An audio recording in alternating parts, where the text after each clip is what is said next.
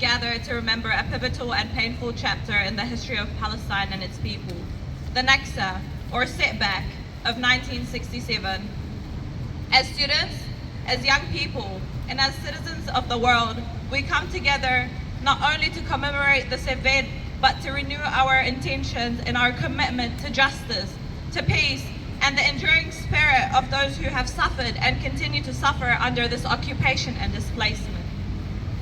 The Naksa, marking the 1967 Six-Day War, resulted in the occupation of the West Bank, Gaza Strip, East Jerusalem, the Syrian Golan Heights, and the Egyptian Sinai Peninsula. This event compounded the tragedies of the Nakba of 1948, which we commemorated last month on the 15th of May, adding layers of displacement, oppression, and denial of basic human rights to Palestinian people. It is a day that reshaped lives, tore families apart, and entrenched a genocide that reverberates to this day. As students, we are the inheritors of a world shaped by these historical events. We need to continue educating ourselves and others about the realities faced by Palestinians. The ongoing genocide, the restrictions on movement, the demolitions of homes, and the denial of basic freedom and dignity.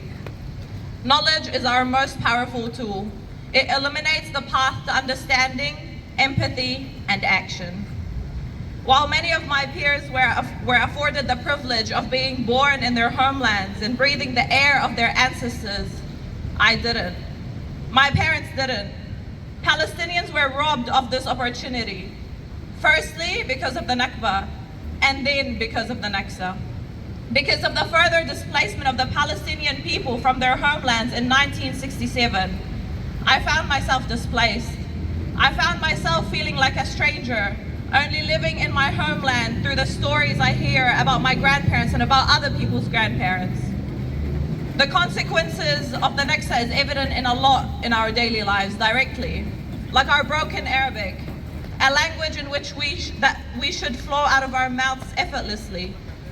Similar to the trapped children of Palestine who were stripped away from their educational rights, who don't have the freedom to move freely, who did not learn the universal language of English so they could share with the rest of the world what they go through and the pain that they suffer. But it's not only evident in our Arabic, in our broken Arabic, but it's evident in my strong desire of memories of a country that I only hear about. I was touched by these stories at a young age, but I was not expecting to live through a repeated live stream genocide in my lifetime.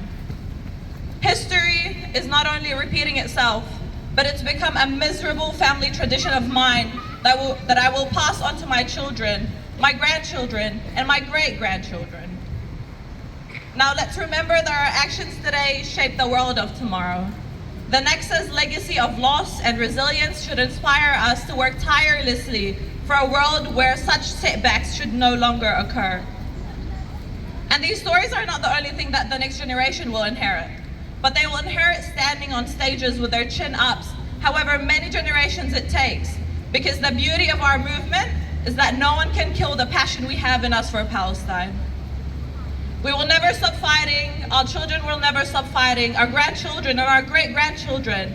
We won't stop fighting no matter how many generations it takes, and no matter what it takes from us for a free Palestine. Free, free! Palestine! Free, free! Palestine! Free, free! Palestine!